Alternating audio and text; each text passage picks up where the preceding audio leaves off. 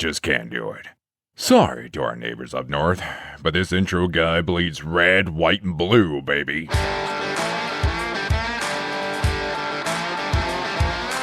In the middle of winter, Bubba went north of the border to find our next guest on the What Is Up podcast. And he sure found a good one, folks. This guy's like a real-life hat trick. Our guest today has quite the following on Instagram. This blue checkmark has 130,000 followers and has lost more of them over a single post than we currently have altogether. Must have been about Americans being better at hockey. Matt Chenard grew up on the ice in Canada playing hockey, but decided to leave his potential career filled with more concussions and missing teeth behind. He went on to start his own business and now has a highly successful CrossFit gym. Then COVID hit, and you know that absolutely ruined some business owners. But not this guy. He and his wife, Jalissa, have taken their losses in life and turned them into profit, not just for themselves, but for anyone who wants to benefit from the lessons they learn. You see, Matt is also a certified life coach and mentor that aspires to help anyone in need. Whether that's in the business world and you are trying to make more but want to work less. Lazy. Excuse me, sorry about that. Or if you need something a little deeper like finding your purpose in life or overcoming adversity. Matt says all the answers are out there. Only thing lacking is the action and accountability to get them. Let's drop the puck on this, our first ever international episode, shall we? Here's your host, Bubba Seaman!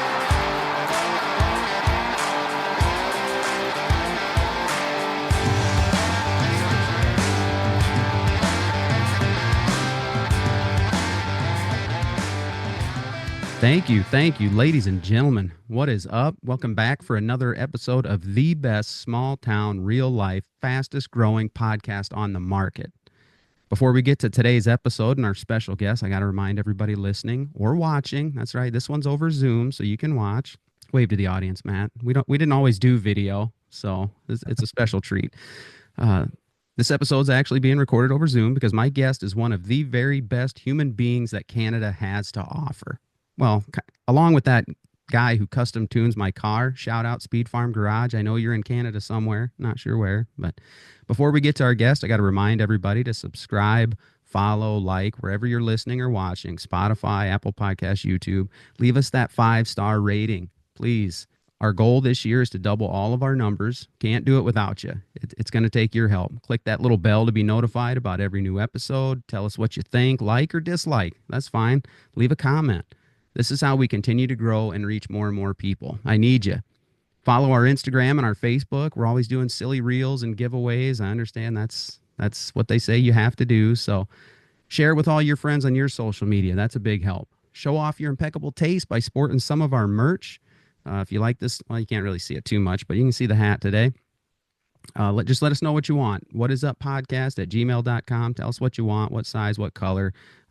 We mailed some stuff to our guest today and his wife. And of course, it's not going to get there on time, but that's the way it works. And then I want you to send me a picture of yourself wearing our awesome gear. And then I had this idea that not only do I want to see a picture of you in our gear, if you see someone else, now that we've got quite a bit of stuff out there around the area, if you see someone else wearing a shirt or a hat, or you see a sticker or whatever it may be, I want you to take a picture of that and send it to me as well. Maybe post it on your social media. If you post it on your social media, you might just win a prize. You never know. I'm a generous guy. And here comes the unpaid shout out right here. I also want to give a shout out and encourage all my listeners to check out the Steve Brown Art Center, the creative heart of Buchanan County. It is a thriving community where art flourishes. With dynamic exhibits and interactive workshops, they spark creativity and passion. Discover a world of artistic inspiration at the Steve Brown Art Center. To learn more about those guys, just head over to the Facebook page that they have and check out what they're all about. Once you've done all that, now you can sit back, relax, and enjoy today's show. And do we have a good one for you today? I've been waiting for this one for a while. If you're into counting followers on social media and the blue check mark thing and stuff like that, you will be thinking to yourself, why is this guy on this podcast? It doesn't match up. How does Bubba land a guest like that? At first glance, this Canadian former hockey player, entrepreneur, gym owner, and certified life coach. He's just out of our league. But his resume doesn't stop there. He's also a business made simple certified coach, small business flight plan certified coach, next jump master leadership coach, all that on top of being a Christian husband and dad. Matt, did I leave anything out, Matt? Oh, I think you got that. We can cover it if I remember anything that you didn't say, but I think you got it. But all that stuff is not how I noticed him, believe it or not. I saw one video on Instagram, one video a few months ago, and I took notice. I saw this dude getting into an outdoor ice tub in the snow in the early morning hours. It was still dark out, and I thought, holy crap. When I'm on social media, I keep every video on mute unless I'm intrigued. And I was definitely intrigued. So I took it off mute, and to my surprise, his message was more beneficial than a quick dopamine hit from an interesting reel. And that's what caught my attention. And you guys know I'm all about speaking truth into today's culture that is filled with falsehoods and just deceptions. And, everywhere we look, everywhere we listen, everywhere we watch, there's just a lack of truth, it seems like. And that is one of the main reasons why I started this podcast. Speak truth in an encouraging way. So I was encouraged by what he was doing. I left him a comment, and we've been communicating ever since. So yes, believe it or not, a super successful entrepreneur, and if you want to say influencer in Canada with a blue check mark and 130,000 plus followers on social media, actually sees the value in taking the time to talk to another brother in Christ in small town Iowa on an up and coming podcast. It's my privilege today to introduce you guys to my guest, the Cold Club legend himself, Matt Chenard. What is up, buddy? Thanks for the great introduction, Bubba. I feel more special than I am. I try and put a lot into those a little bit, and let you are special. Everybody's I special. appreciate that. Absolutely. I do agree. I do want to clarify. I do pay for the check mark, but I hope at this point I would get it, but I appreciate that too. Is that part of it? Like if you're so big, they'll just give it to you because they want you on their platform? Well, previously, I think it was 2 years ago, maybe, you would only get the check mark if you're big enough. But now most people pay for it. I think probably for fraud or so people don't steal their accounts. Because that's Okay. happened before. I've had a few people create fake accounts of me. Wow. Yeah, I see that you can pay for it now, but I'm just like, why would I need to do that? But it makes sense in your situation for sure. And it looks cool. Yeah, it does. It does. It's like, hey, this guy's legit. Well, thanks for taking the time. I'm very appreciative. I'm sure my audience will be kind of shocked that we actually made this happen. So that's just a reminder to my audience. Like, we're all human beings. Just ask yourself, what really makes any one of us more special than the other? I will give you the short answer, and it's nothing. Is nothing. The world will tell you there are things that make some of us more special than the other, but the true answer, no. In God's eyes, nothing makes us more special. He wants a personal relationship with every single one of us. Okay, it doesn't take long of reading the Bible and understanding the character of God to find out. Yeah, He loves you. He loves everybody. I love how Jace Robertson puts it. I don't know if you've ever heard this, Matt, but I've said it on the podcast a couple of times. Jace Robertson, he's famous from Duck Dynasty and stuff. He's known for saying that he's blown away by the way they would go to places and there would be lines of people just waiting to get his autograph. And he says I'm just a regular guy. Like, no one's that big a deal to me. He says, the only person I'd wait in line for is Jesus, is what he says. So I like that kind of perspective. So just to clarify to the audience, Matt is kind of responsible for my embarrassing that ice bath reel I put out before Christmas time, since he encouraged me by his stuff to maybe give that a shot. I'd already been thinking about it. The Ice Pod company kind of encourages that stuff too, to put that stuff online. I'd been thinking about getting into post-workout ice baths, but when I saw that you start your day with one of those every day for, not just the physical, but mental benefits, it kind of pushed me over the edge. So I'm throwing that blame of that embarrassing shirtless reel on you, I guess. I'm happy to take responsibility for that. I've talked to my wife a couple of times about this. I can't, like, thinking of how many people have seen me sitting in the ice tub outside can be a little bit Yeah. overwhelming, and kind of tying back to what you're saying earlier. Yeah, I mean, there's nothing different about me. Sure, there might be more followers than the average person, but I'm saying the same things. Yeah. I just understand how to articulate them and how the system works so it gets more attention. Yep. Yep. I get a lot of those things. I mean, I don't think they're legit. I think they're scams, but they say, "Hey, your post isn't performing as well. Here's what we can do," and they say, "Oh, all you got to do is this stuff, and if you pay us, we'll help you do that." And I'm like, All those "Yeah, scams, yeah. No. I don't know. I think I just rather it happen organically. I mean, I know there's the hashtags you can use and stuff, but I'm not gonna pay anybody to boost my post or anything like that. If it's that good and people want to share it and it blows up, well, great. That's that's organic in my opinion." Yeah, and I have done that. I think I boosted one reel over the years. It didn't do anything for me at the time. I didn't know what I was doing. Well, But there you yeah, go. mine's been all organic and God's used it how he's want to use it. That's right. That's right. Before we get going too much, I do appreciate how you said that, like, when you started posting about your faith, and maybe we'll get into this later, but like you saw a drop in followers, but then you saw like a resurgence back, like you kind of blew that away, right? Those Yeah, numbers. I think I was at 55,000 followers. And then I have always had that I'm a Christ follower on my profile, and that I'm an apprentice of Jesus or whatever it's changed to. But I've always had that on my profile. So I've never been ashamed of that or to have that out there. But I started posting more about it in my reels. Before I'd post about fitness, I'd post about my business mentoring things, business. But I started to post more, I guess, acutely, Sure. abruptly, whatever we want to call it, about Jesus, and my follower count went to 43,000. So, and Okay. one post I posted one by Tim Keller, and that one lost me nine. No, not Tim Keller, Lewis, C.S. Lewis, and it lost me 930 people from one post. So I posted that, and then about that story.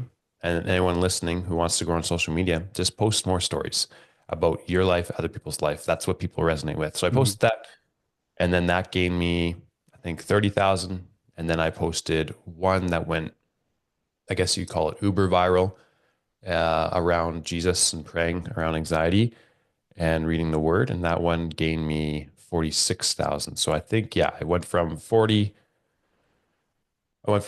down to 40, and then from 40 to 136. I think Wow. it's, Yeah, I mean, that's kind of the basis of the podcast. My theory was, if you read it in the notes, is that everybody's interesting. I mean, that's basically the concept of reality TV, even though they dramatize that and stuff like that and make it up. But people want a glimpse into other people's life for some reason, whether it's the trauma that attracts them or, whatever it may be. But that's just a fact of life. People are interesting, and people are interested in people's story. So that that's, we intake information through story. So yeah. you mentioned that I'm a business made simple certified coach, and Donald Miller, so he's coined story brand, and he's created an archetype framework around understanding how people take intake marketing, how we watch movies, how we read books. Jesus talked in parables. I mean, we intake information through story. So when you articulate your story, or hey, I was here, I was struggling with this, I had to do these things to overcome it. If I didn't, this would happen. If I did, this would happen. And if you start to understand this, this is how you draw people in a good way, like to share a Mhm. message.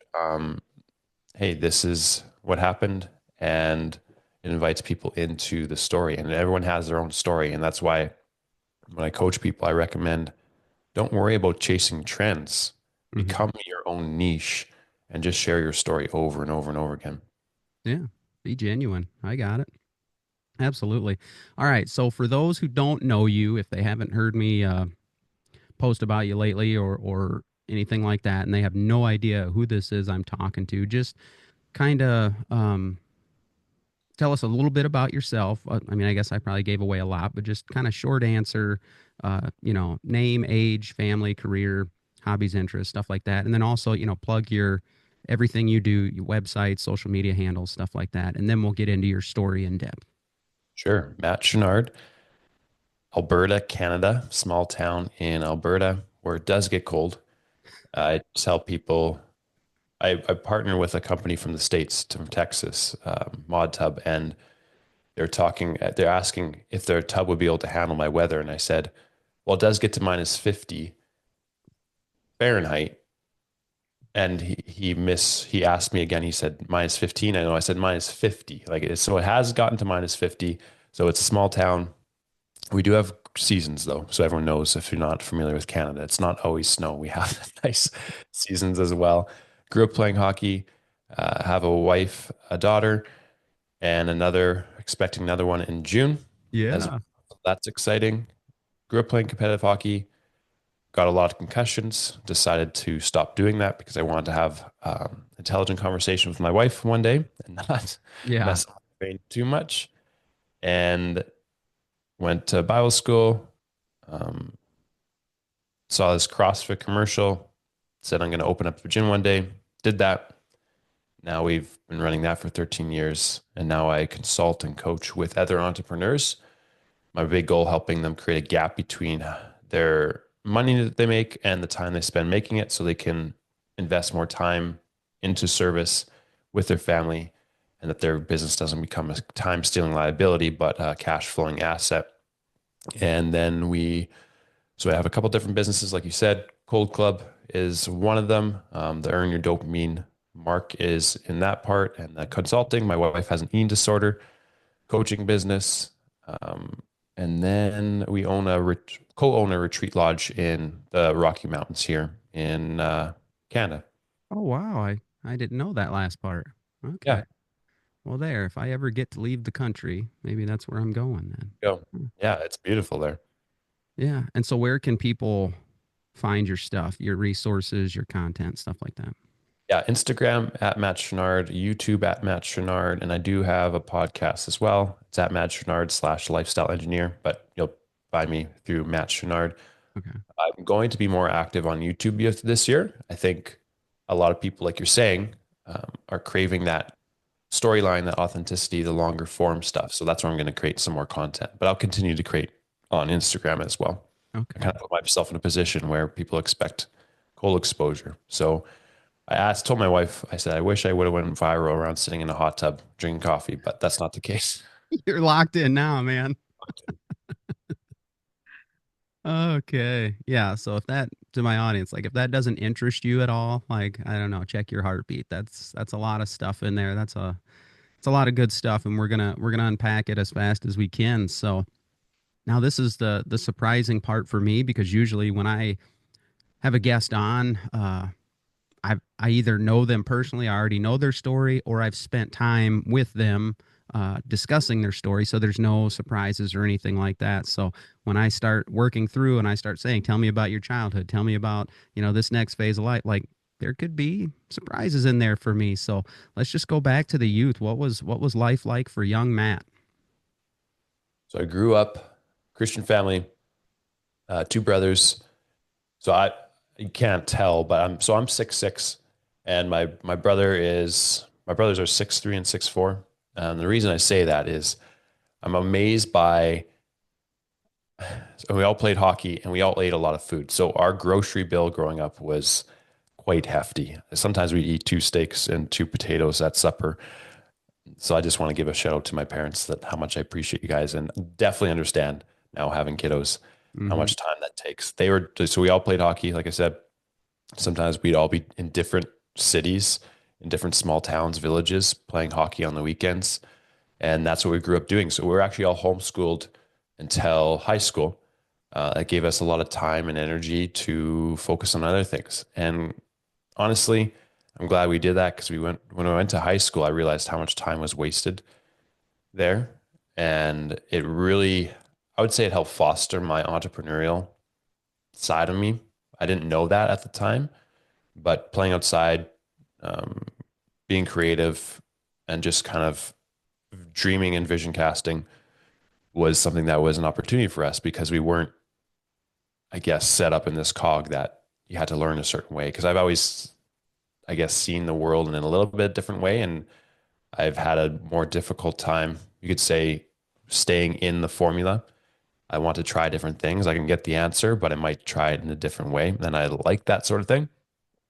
And then, yeah, I went off and played junior hockey. So here in Alberta, or in Canada, that's a common thing. People go off and play junior hockey. So you have junior A and you have WHL.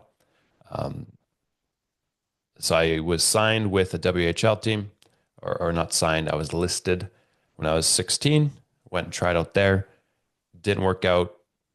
Went back and played hockey here. And then when I moved away when I was 18 to play, I think it was 4 or 5 different places. So I moved around a bit. I All in guess Canada. all in Canada. Okay. Yeah, I talked to a few Div 1 colleges in the States, but nothing came of that. And I was kind of like what they call a suitcase at the time. So what do you mean you just move around from team to team? That's a term here. It's not a good term, but it's pretty common that people get moved around unless they're really going to the top level, and then the Mhm. team keeps them for a long time. And then I went, but that would be my youth, and I know that's where I'll stop because that's my Yeah. kind of my youth Yeah. story. Yeah. We have, I mean, I would say, I mean, okay, I don't want to misspeak here, but yeah, I like hockey. I don't understand the rules. I will watch anytime I come across it, I will watch it for like a minute because it just intrigues me. And hockey is actually where we're at in Iowa. We have, I don't know what you call it, one of those like semi-professional teams, the Waterloo Blackhawks. AHL? Yeah, maybe I can't remember. And I've watched some like USA hockey games, whatever league that is, and it just always kind of fascinated me that like yeah, some of these guys they'll come from like Michigan, they'll live with somebody, some family like takes them in during the seasons. Yeah, host family, and it's just like man, so they're not pros, like they still might go to college yet and play, and it just it's always intrigued me. If I knew the rules, I would probably watch it. And I got a buddy that actually did that. He's shout out Jason Harris. I think he is from Michigan, came to Iowa, played for the Blackhawks, and told me all about it. And he says the same thing. He goes, I'm that way. I can't remember if it was football or basketball, but he says, I'm the same way with that. I don't know the rules, so I can only watch it for a minute or two. And we had this idea. We're like, we just need to sit down sometime. I will explain. We'll watch a game together of each, and we'll both explain to each other the rules so we can actually enjoy the sport and know what's going on. But you got to talk about the tooth as well. If we're talking hockey, you got to talk about the tooth. I love how you don't shy away from it. You actually intentionally post pictures sometimes, just because that's life. That's funny. That's good stuff. Tell us how that happened. Yeah, and I post it about it for multiple reasons. Like you said, it's just to show people to stop caring so much what people think. Another thing, it does draw attention. So people ask questions. It's always good for the algorithm as well. So I do have know some tactics. Um, yeah, so I mean, it's pretty common people would lose a tooth, or especially when you get to the junior level. So when you're playing hockey, you play with a full cage until a certain age, and then after that, you have the half visor. Um, and junior hockey is when you have the half visor. So I have stitches and everything like that's pretty common. And before I went and played in British Columbia, so that was the year I went and played in British Columbia. My girlfriend at the time, Julissa, now my wife, she said, "Hey, don't lose your teeth. That's the number one thing you can't do." And I was like, well, if I'm gonna lose my teeth, I'm gonna lose in the game, in maybe it's a fight or maybe a high stick or whatever else, or a puck to the mouth. But it was in practice. It was in practice of all things Oh, during the warm up.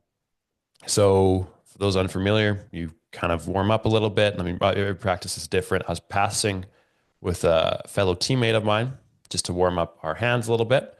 And for some reason, I don't know why we did this, but we skated behind the net while the coach was shooting at the goalie to practice, get the goalie warmed up. And either he missed the net completely, this coach, and I don't think Grady will hear this, but no hard feelings still, Grady.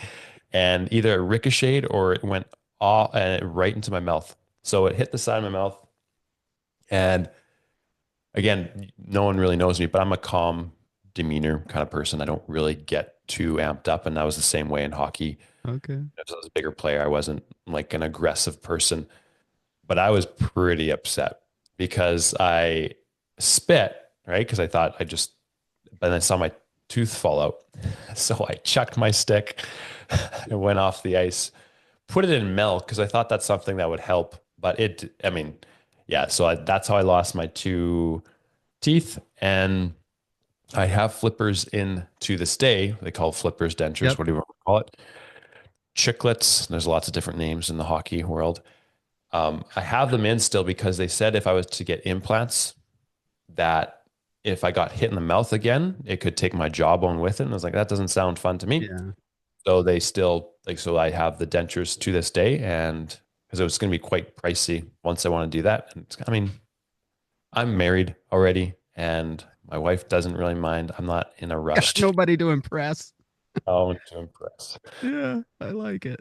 Yeah, I know all about the flipper thing. My son-in-law, his brother's got one, and the first time I saw that, I was like, "Oh, that's kind of crazy." And then I see you, it's like, "Yeah, that's." Yeah, I can't relate to any of that. Why do you go to the half visor if you know it's dangerous? Why don't you guys keep playing with the cage or something even lower? Is it Like, just more mobility, vision? you would have more vision. It is annoying to have that. Another thing would be fighting. It's not ideal. Like it's not really fair if you're fighting and you have a full Right. visor. Yeah. And it's kind of like an exciting part. Like Okay. you get excited, like, yes, I get to wear a half visor Okay. type of thing. But I agree, it's not the best because so once I did have this happen, I did put you can put a full visor on, mostly if you have a jaw injury or you have stitches. So I had a half visor or full visor on, what's called a bubble, for a little while because I had some things going on down there that I didn't want to aggravate. What happens after that? I mean, did you know, okay, hockey is not going to be a professional obviously you got the message, I better find something else to do, and then you kind of move on into young adulthood or the adult years. How does life change for you then? Yeah, so I guess you'd say I had a lot of potential to be good. And this will kind of play into my whole story at hockey, that is. Because I had talked to some Div 1 teams. I had been listed with a high level team at a young age. I was big, I was smart, I knew how to play the game, but played timidly for my size, meaning I didn't want to make mistakes. I played it safe. So that would shape a lot of my story and why I actually post in the ice tub to this day, because I realized that God can use whatever he wants to use, right? And he uses a lot of athletes that use their platform to share the gospel and share Jesus. And I was limiting the giftings in this area of life athletically because I was afraid of making mistakes. I was afraid of how it might look. I was afraid of these different things. So that fits into the story a little bit later, which I can touch on. But I stopped playing hockey, like I said, because I got concussions. And I was at Bible school at the time and I saw a commercial for CrossFit. It's the only commercial I ever saw like this. There are people working out and workout or shipping containers. Hmm. I was like, I really want to learn more about this. It looks fun. It looks competitive. And I didn't really revisit it for a year or a couple months. I went back home. At the time, when I was away, and this again plays into my story, my wife was starting to develop an eating disorder, exercise addiction, and I was away from her. So I wasn't really close to that whole situation. And so we moved back 2012, got married. We got married in Mexico. And then we moved back home. I got electrician job in Edmonton, Alberta. So same temperature here. I don't know if anyone's familiar. Edmonton Oilers, if we're talking hockey, bringing that back here. Wayne Gretzky. I know a lot of people will know who Wayne Gretzky is. So that's where he played for a long time. Got a job there. My wife was in nursing school. Didn't have a lot of money. Small 400 square foot, maybe 700 square foot apartment building.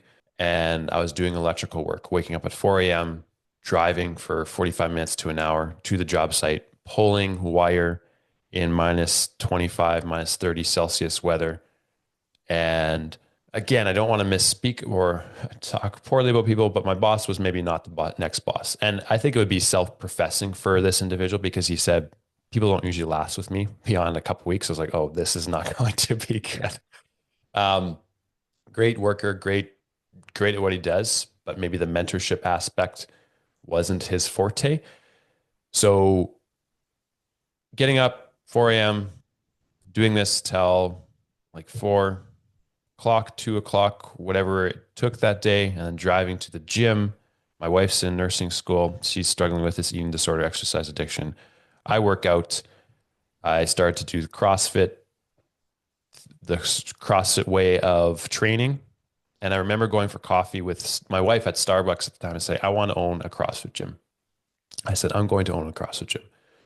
So I said, okay. And the next couple of years, we moved back home. I got another construction job. I hurt my back pretty badly in Edmonton at the time. I was an electrician, and it just kept getting aggravated, kept popping up. I was like, okay, now's the time if I'm going to pursue this thing. So I got my training certificate. I couldn't work anyway. I wasn't making much money because I couldn't work a lot.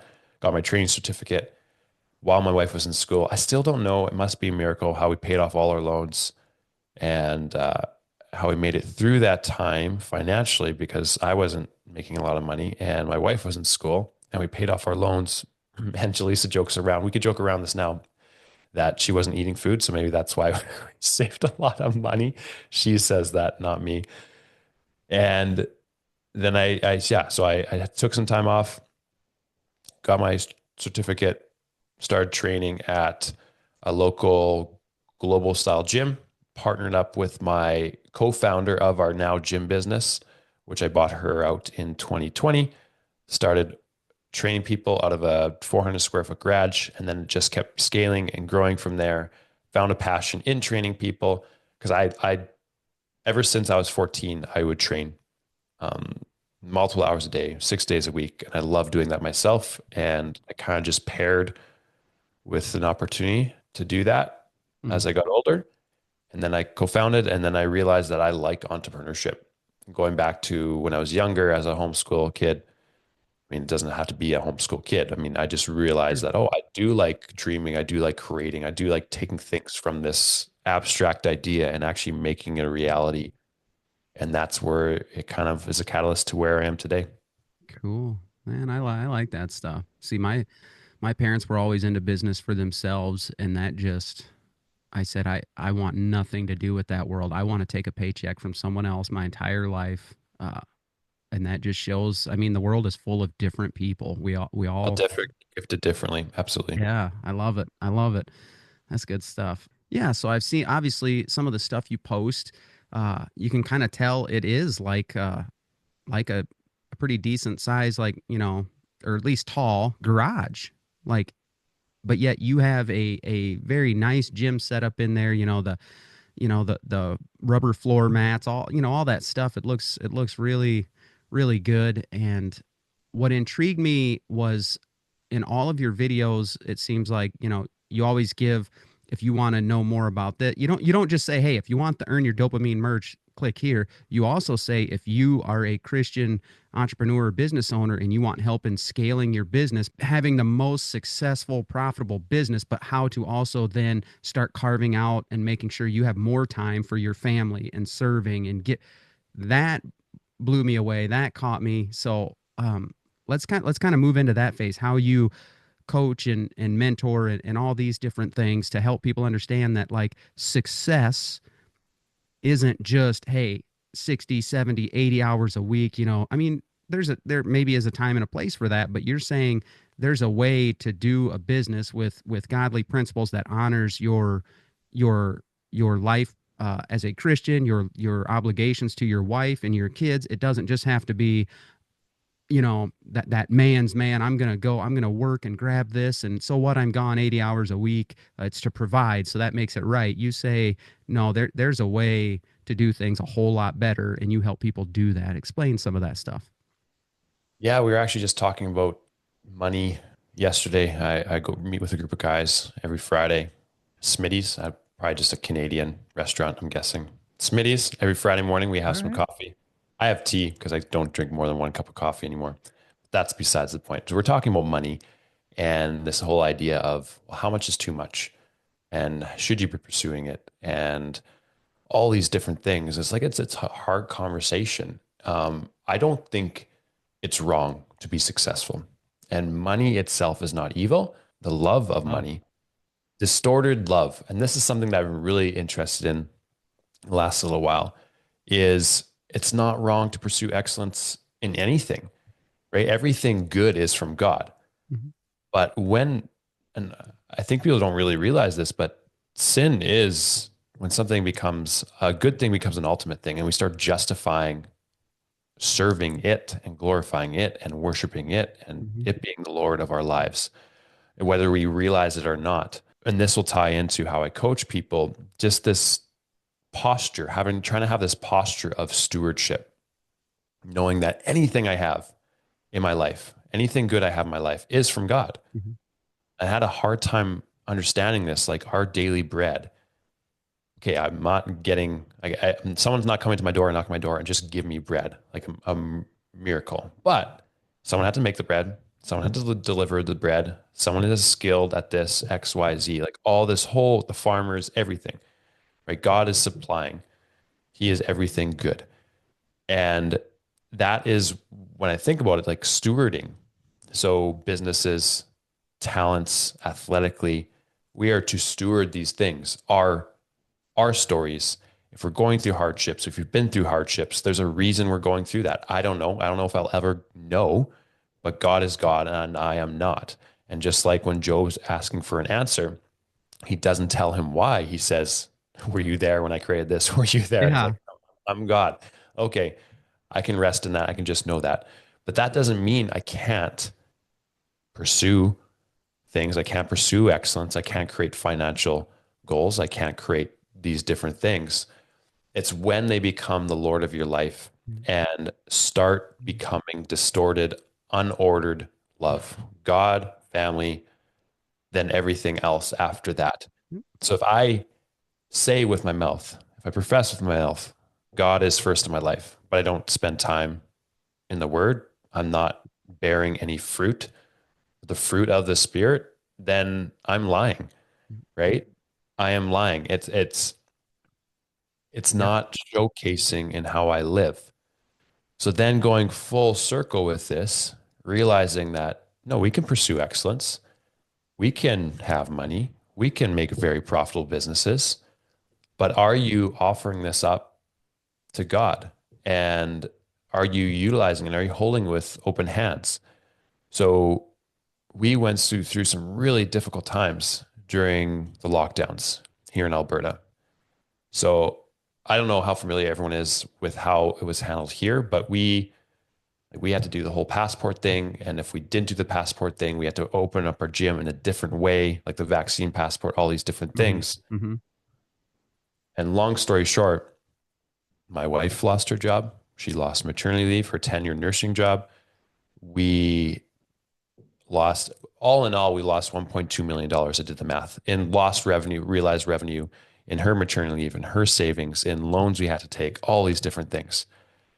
And it really not shook me, but you always have this, like I know I'm supposed to trust God with everything, but Mm-hmm. you don't really know that or understand that until you go through something like that.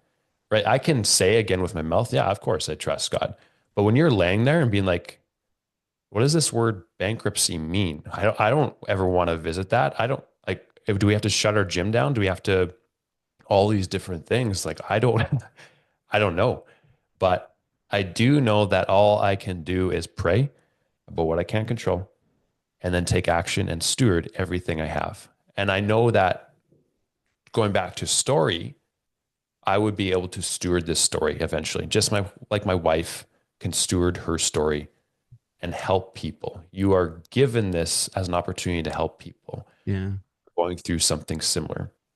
Yeah. So my big thing now is I guess I would be not against. So let's talk about Hormozy. Let's talk about David Goggins, all these people. A lot of great principles, hard driven people. But I am not about sacrificing everything in your life in pursuit of one thing.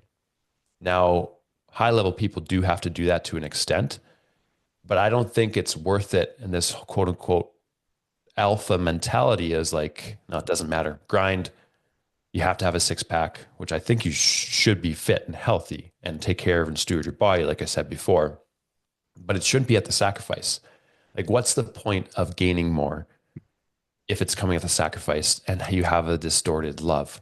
So that's what I'm really focused on, is creating systems. So I have three pillars when I work with people that helps them create a gap between how much time they spend and how much money they make. And I call it the 20 by 16 milestone, getting people to 20K take home months, only needing to work 16 hours a week. And that is by building a team, having a plan, and building systems. And there's subcategories of that. But if you strategically do this, it slowly creates a gap between these two things, right? It takes time, but you're pushing it out.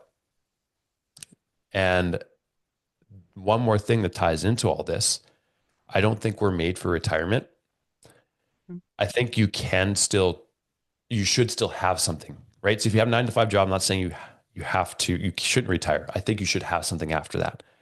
And if we really tie into our giftings, like you mentioned at the start there, Bubba, how we have different giftings and we're all built differently in the marketplace, the workplace.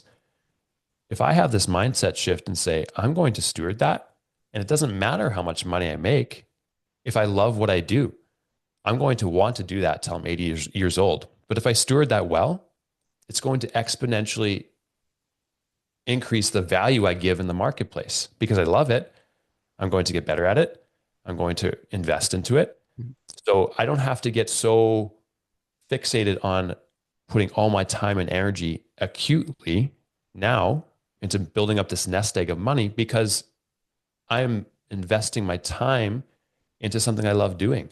Yeah. And with time, that value on the return of how I invest my time is going to be exponential. Yeah.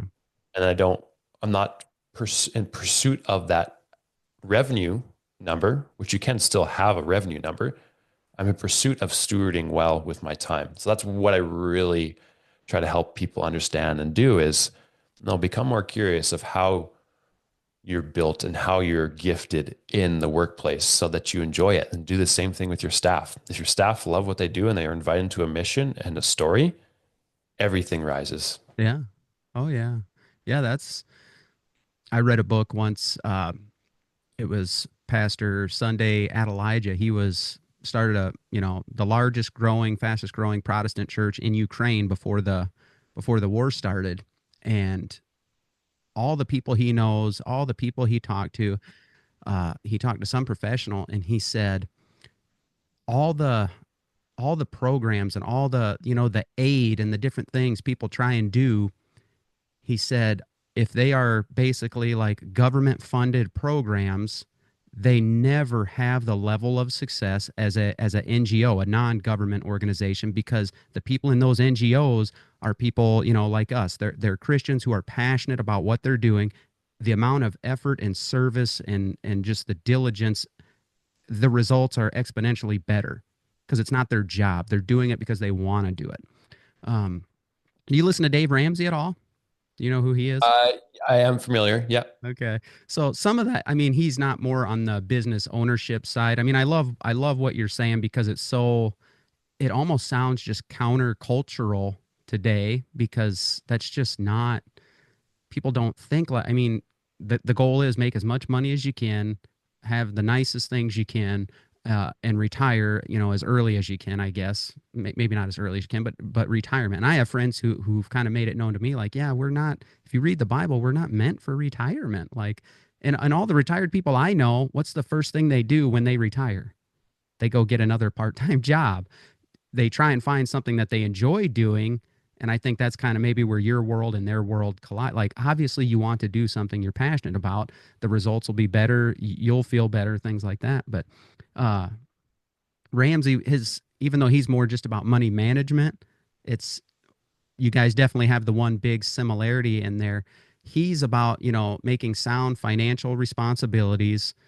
Most people are in trouble by the time they talk to him. Obviously, they need help getting out of debt and all that stuff. But he wants to get people to a point where your debt's gone, you pay your house off early. That way you can live and give like no one else. And that's always his big tagline. How are you going to steward your resources that you've worked your way out of debt? God has blessed you. Now what do you do? And you hear what some of these people do now that they've freed themselves from debt and all this stuff, and they paid their house off early. And it's just like, man, yeah, that's impressive stuff. But just to clarify those numbers, and I've seen them before in some of your posts and stuff, or heard you say them. One of your goals or places you want to get people to, what'd you say? It was 20,000. Take home a month working 16 hours a week. Do you know how absurd that sounds to a lot of people? Like that is how, I mean, that's amazing. How, and you're saying that is a reality for people if they are willing to work the program that you kind of try and coach them in. Yeah, it takes time for Sure. sure. So my model, I've pinpointed 4 different phases that an entrepreneur will go through in every business. So I'll kind of go through this whole thing. So there's a build phase, there's a grow phase, there's a scale phase, and there's a tycoon phase. Okay. Okay, so in the build phase, high time, low financial return, right? You're wearing all the hats, you're investing a lot of time. You're like, I don't want to do that. This is Stuff. I just started myself another job that I left a 9 to 5 to work a 9 to 9 as an example, or whatever, 6 to 6. But then if you start to implement systems and have a plan and slowly start to develop a team, you go to grow phase. At grow phase, you start to spend a little bit less time or the same amount of time, but you're making more money, right? So there's not much of a gap, but there's starting to become a gap between time and money invested. Once you get to scale phase, that's when you really delegate, leverage a team and get them in spots where they thrive and where they enjoy. And you develop systems and a plan. And systems is basically how everything operates, workflows, all that good stuff, SOPs. And that creates a bigger gap. Okay. So right over like from the grow phase to the scale phase, the goal is 10K take home months. Not as focused on the time to do that, but getting to that benchmark. Then you really start to create a gap with the scale phase. Okay, I'm going to hire one key person that's going to oversee other people. Okay. So you just bought back a bunch of time. So you want to get to the place where you have a 1 or 2 hour meeting with your main person in charge, and they are in charge of everyone else. And then you, as the entrepreneur, take time, or you put your time in high level roles, value roles. So I use this metric called EHR, effective hourly rate. So you take the amount of money you make, you benefit from as the owner a month, and divide it by how many hours you work, right? So 100, if you're working 100, you're working, or you're making $100 a month as an example, and you're working 50. So let's say 20, then that's not an accurate number, but 20, that's what your time is worth. Okay. Or you get your business profitable, and the less time you work for that, that's your time value. Mm-hmm. And then you take your time value and you look at all the different roles in your business and say, unless I really, really enjoy it, if I'm spending time doing a 15-hour task that I could hire someone else for, or $15 an hour task, if I hire someone else for, I'm wasting, let's say my time is worth $500 an hour. I'm wasting all that money where I could be potentially doing this. Okay. Right. And it's opportunity costs. And then you see like, and I'm an advocate saying, if a job's worth $15 an hour, but you love it, do it. And just going back to the whole stewardship thing, because it's not just about the money at the end. Yeah. Then, okay, let's say someone gets to the scale phase. Then what creates the gap from there is assets. So you have businesses, you have real estate, and then so your money's working for you, and it's creating a really big gap between time invested and money earned. So at that point, like people could be making $5,000, $6,000, $7,000. They could be worth per hour, as an example. And the reason I kind of landed on 20 by 16, it's not for people to live lavishly, but it's kind of this target. And I was talking with some friends the other day. It's hard to have a 1-income household now with the pricing of everything. Mm-hmm. And as an example, that's my goal. Like I said, we have a bunch of debt to pay off from those years in the pandemic and everything we lost. But my goal is so my wife doesn't have to work. Yeah. so she can raise our kids and be there. And as inflation and all these things continue to go up, that's kind of the number, both time and financially, that I've pinpointed. This gives people time with their family, and it keeps them working, because I don't think we should be not working, right? Like Right. when David got lazy, not good things happened. Mm-hmm.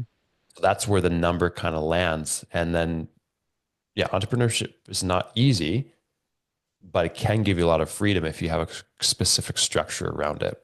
I love it. I love it. It makes sense to me, man. I hope you didn't give anything away for for free right there. I But actually give a lot of it away because, I mean, for free, because information is not lacking out there. It's the action and accountability. oh man, that's a slogan right there. Information is not lacking. It's it's what'd you say? The action and accountability. Oh, that's Yeah. good. That's good. If I had my pen and paper, I'd be writing that one down right there. Oh, that's good. Yeah, I love that stuff. Man, that is just that's good stuff. I can see how it makes perfect sense to me and how it would work. Okay, we don't have to go into great detail, but a recurring theme in the things you've said is being a steward of your story, using it to encourage people. You know, I'm in full agreement with you. Like I see the best results when people go through a dark time or a hard time. The light at the end of the tunnel is saying, okay, even if they can't see the light at the end of the tunnel when they're in it, when you get there, it's then saying, I can now use that to come alongside someone else and help them. And so you talked about things with your business, but you said your wife is into using her issues with eating and fitness in the past, and she now uses that to encourage other people and get them out of that or prevent them from going down that road and stuff like that. Can you talk about that for a minute? Yeah, absolutely. So, like I mentioned, when I was away in school, my wife would have been starting to struggle with this eating disorder. It happened slowly, but with a lot of those kind of illnesses, it starts to grow and grow and grow rapidly. So, the first 4 or 5 years of marriage, it was a big struggle. And at the time, I'm not thinking, I can't wait for God to use this. And I don't think she was. But looking back and realizing and seeing, like, no, I mean, I don't know the ripple effect of anything in my life. And maybe it was going to happen that nothing would have happened from Jaleesa's struggle while we're still alive, but it is, and it is happening. So she's courageously stepped into that and got accredited. She's a certified eating disorder certified coach now, and she's helping people. And I, your story is one of the most powerful credentials you can have, Oh, right? man. Obviously, if you're a doctor, you need to be accredited. You can't just go treating people. But if you're a doctor treating something that you understand, it's so much more powerful. As soon as you're able to say, I understand, I've been there, this and that. And this is where I'll tie into the story a little bit. So Donald Miller created this story brand framework, I guess you'd call it. Every good movie, every good book follows this framework. You have the hero. Okay, so the hero is facing problems, internal, external, philosophical.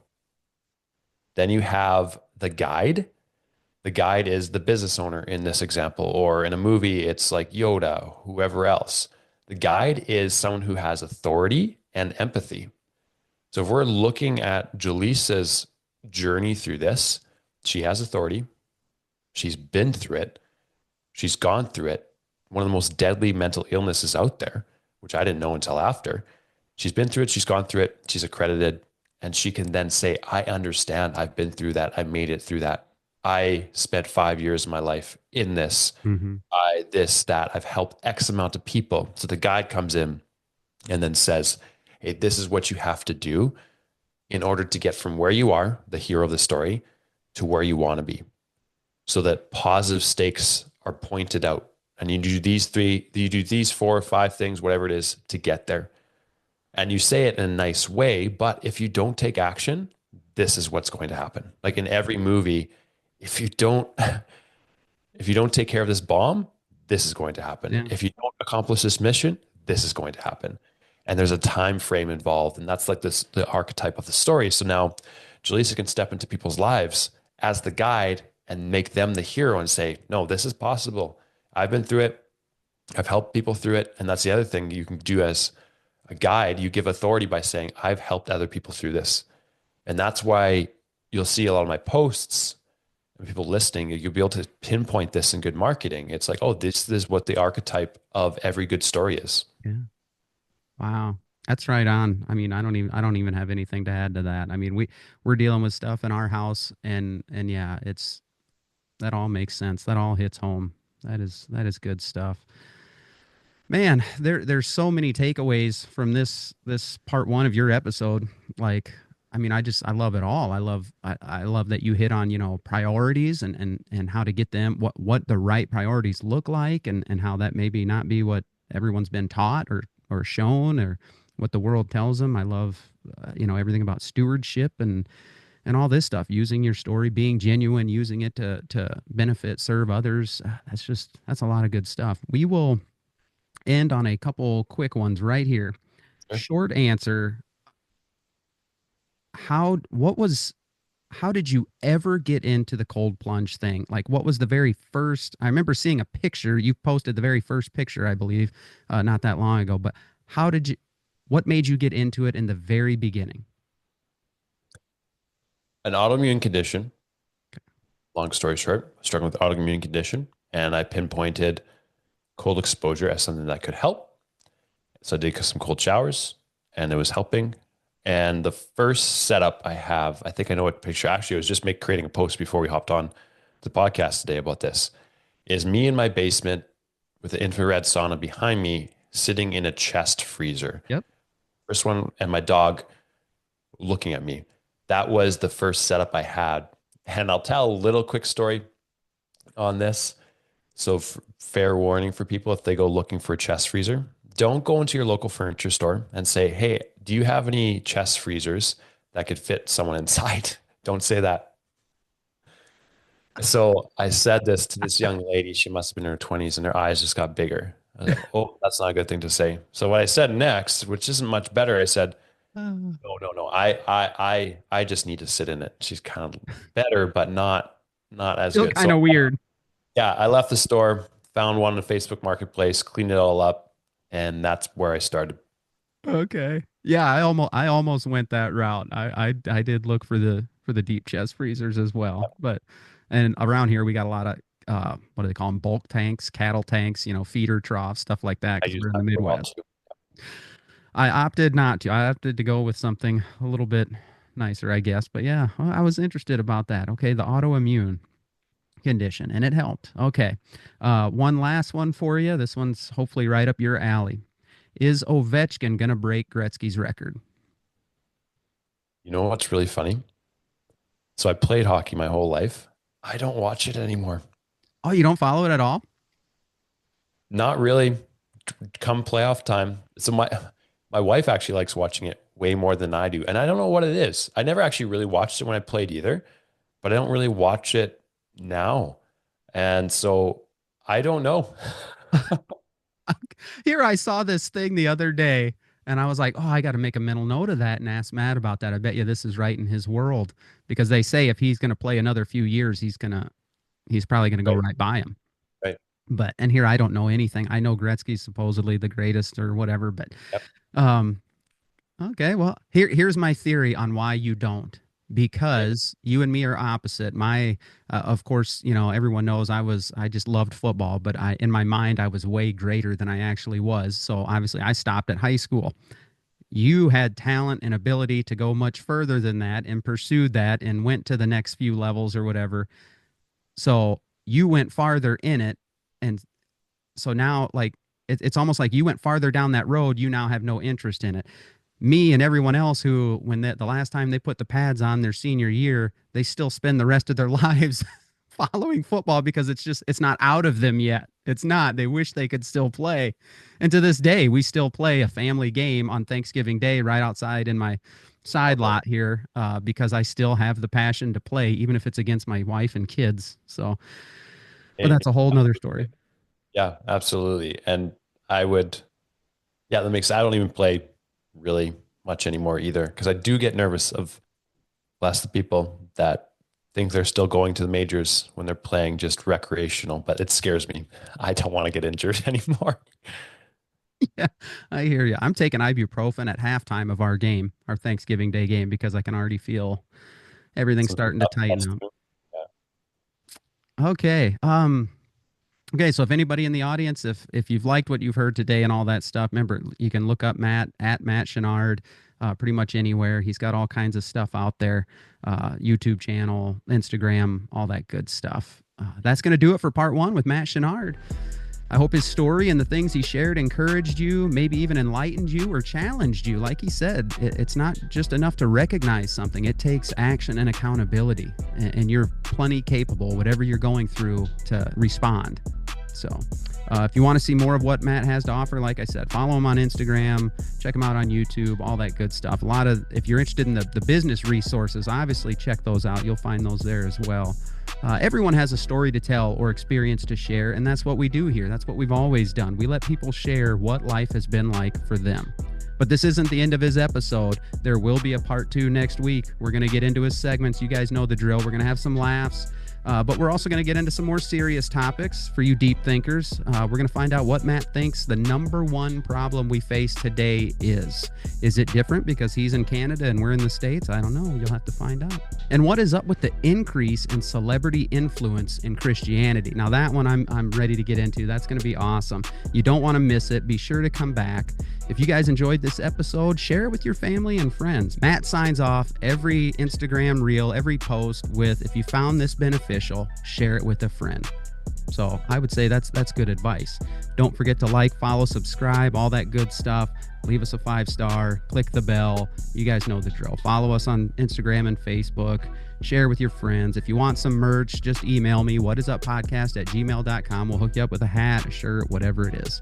If you need help with anything you heard here today, or you want to talk deeper, or maybe you want to get in touch with Matt, I've already told you how to get a hold of him, but just reach out to me if you need any help or want to talk deeper. I'll respond and help any way I can.